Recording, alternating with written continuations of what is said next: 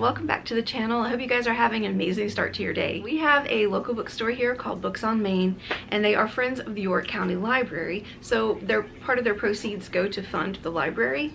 And I've donated books there before. I've got a few books there from time to time, but a lot of times they'll take a portion of their books and put them in the entrance of the library for sale, and they take part of their sales as well. So I have bought quite a few books there. They had a special the other day where you could fill an entire paper bag from the grocery store for $10, but it had to be mass market paperbacks. And I don't typically buy those a whole lot, but I mean, I have some with the Murder, She Wrote books and a few others that I don't mind having. The only problem with me is sometimes the font is too small. So I did struggle a little bit whenever I was in there looking for some books. There were a few that I would like to have had, but the font was way too small. So I had to leave those behind, and I did not fill my entire bag. They said that if you fill the entire bag, it's going to hold 30 to 35 books, and I made it about halfway. So here is my bag right here.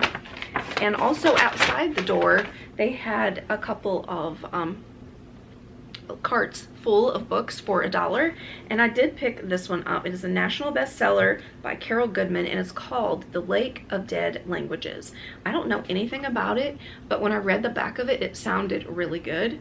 It says, 20 years ago, Jane Hudson fled the Heart Lake School for Girls in the Adirondacks after a terrible tragedy the week before her graduation. In that sheltered woodland, 3 lives were taken, all victims of suicide. Only Jane was left to carry the burden of the mystery that has stayed hidden in the depths of Heart Lake for more than 2 decades. Now Jane has returned to the school as a Latin teacher, recently separated, and hoping to make a fresh start with her young daughter. But ominous messages from the past dredge up forgotten memories, and young troubled girls begin to die again as piece by piece the shattering truth slowly floats to the surface. And it's got some good praise on the back for it. I'd never heard of it, but I thought that would be pretty amazing to check out for $1. The font is kind of questionably small for me. It's definitely something I'll need glasses for, but I really like the cover of this book too. Looks really nice. Okay, now on to the ones that I got in mass market paperbacks. A lot of these were kind of a reach, but it's okay. This one is by Wanda Canada, and it is Cape Fear Murders. It's not very thick. I don't know how many pages there are here. So less than 260 pages, about 270 with the epilogue, but I like the cover of this, and Cape Fear is not terribly far from here, so I do like islandy books, so this is pretty amazing, and I can't wait to read it. One thing I thought was awesome about this was it's actually autographed, so it has her autograph in the book. That is pretty amazing. I did not know that till just now when I popped it open to see that it was written in 2003, and this copy came out in 2005. This one actually feels good. So that was the first one. Because there's so many in here, I'm not gonna read the description, and these are all old, so there's nothing like that can't be found online. And then what was really funny, I am a huge CSI junkie. I don't like Miami, but bear with me. I have some books here that I had to grab. That's not one of them. Anyway, there's more in here. I'll have to get to them. But they had CSI books. So here are 3 from Miami. This one is Harm for the Holidays, Misgivings. Don Cortez. This one is Cut and Run. And this one is Cult Following. So I thought it was pretty cool. I like to read stuff like this too, so you can see the cast on the back. So it'll be fun. Like I said, I don't love the Miami, but I love the original one. That's my absolute favorite. So I got those 3. And then this one I got kind of for Damon too, and it is a Jack Ryan Jr. novel by Tom Clancy called Point of Contact. I know he liked to watch whatever show. It's Jack Ryan, isn't it? What is that movie called that you watch, or series? I don't know. I don't know right now, but he might be interested in it. It's not very long. It's less than 550 pages, so it's not too bad. And then this one is so cute. I got it because of the dog on the cover. I'm just going to be completely transparent about that. Look. My in-laws have 2 dogs, and this looks like, what's his name? Brody? Yeah, this looks like Brody. I'll try to insert a picture like side by side right now so you can see. But he's adorable, and this one is Anne Rain's reunited on Dragonfly Lane, and it has a bonus story in there, A Wedding on Lavender Hill. This is, it says anything is possible with a furry matchmaker. So I just thought it would be really cute summer fluff read, I guess. It's very Hallmarky, and it's okay. Let's see, I've kind of forgotten what I got. It's been a couple of days. All right, this one is by Julia Spencer Fleming, winner of 6 awards for Best First Novel. Every small town has its dark side, a riveting page turner called In the Bleak of Midwinter. So I thought this would be a really cool January read. I have never heard of this author, never heard of this book. She is, oh, that's cool, winner of the Agatha Award, the Malice Domestic Award, Anthony Award, the Dillies Award, the Barry, and the McCavity Award. Okay, we love this movie called Dinner for Schmucks.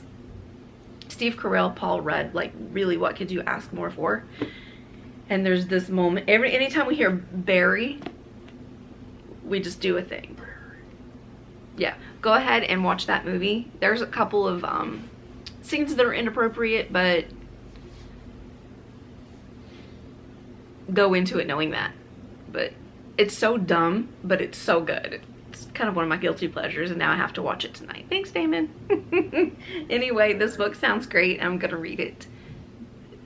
With the little bit of January that we have left, you probably won't even see this in January. I've probably already read this book. All right. How many are there? All right. I found another CSI Miami, and this one is Harm for the Holidays, Heart Attack. So there was, I didn't realize there were 4 Miami, but it's all good. And then Damon got one of these through one of our Shopkick hauls, and it's by William W. Johnstone and J.A. Johnstone, and this one is Dark Night in Big Rock, the Jensen brand. So this is a fairly new book too, but here is what this one looks like. We have one, like I said, he already got one from this author that he hasn't read yet, but I thought, shoot, I might as well throw this in the bag too. And I think that Nina is reading him, if I'm not mistaken. So if Damon ends up not reading either of those, I'm gonna send those to her. Or even when he's done with them, I will send those to her. We have another CSI Miami, and it is called Riptide. Oh my goodness, there's still so many more in here.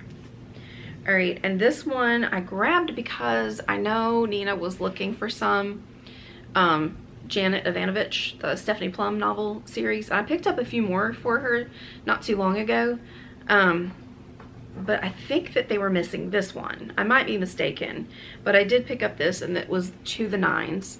So if this is not the one that she needed, it's no big deal. I can put it in a little free library, but I went ahead and picked it up because I thought it was the one I couldn't get for her while I was getting the others.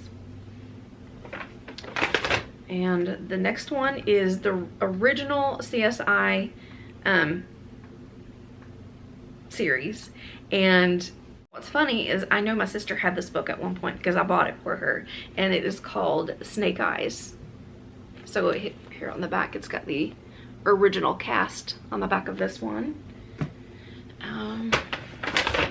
And then this one is another Miami. This one is Heat Wave. And, you know, with all of these, I will end up probably putting them in a little free library. Here's another one of those Western ebooks. by William W. Johnstone and J.A. Johnstone. This one is Hunter's Moon. This one has a nice cover. If any, he'll probably read this one because there's a wolf on the front, I think. Looks like it. So we have another CSI Miami, and this one is Florida Getaway. Oh, the last two that I had, or actually maybe three.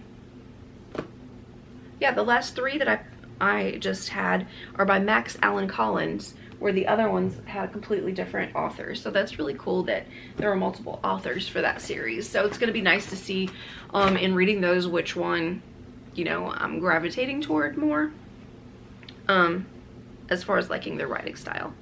This one is Mary Higgins Clark, No Place Like Home. I've been kind of obsessed with watching a lot of her movies that are on the Friendly app and Amazon and things like that. Anytime I see one of her movies, I tend to gravitate toward it, except the ones that are really old and they're so grainy you can't, like, it'll give you a headache to watch them. But this one's like in good shape too, so that'll be a fun one to have for the shelf. And then this one, I don't know if Nina would like to have or not, but it is a Stephanie Plum Between the Novels novel called Plum Lovin'. And then Diamond has decided to start snoring. This one is the original CSI investigation. This one is called The Killing Game. I don't really love how busy those covers are, but it is what it is, and I got them so cheap it doesn't really matter. And this one is also the OG one called, I was looking at the author names. This one is Binding Ties. This one's like the most simple out of all of them, I think. Oh shoot. Well dang, I guess that was the last book. I just thought this was like a never-ending bag, but let's see what we have going on here. 1, 2, 3, 4, 5, 6, 7. Please don't fall. 8. So there are 10 CSI books. So we're just gonna go ahead and count them and see what else, or like see how many I was able to fit in here for half the bag. So we have 2 from Johnstone, that makes 12. We have 2 Janet Ivanovich, which is 14. Clancy and Mary Higgins Clark, that's 16. We have these 3.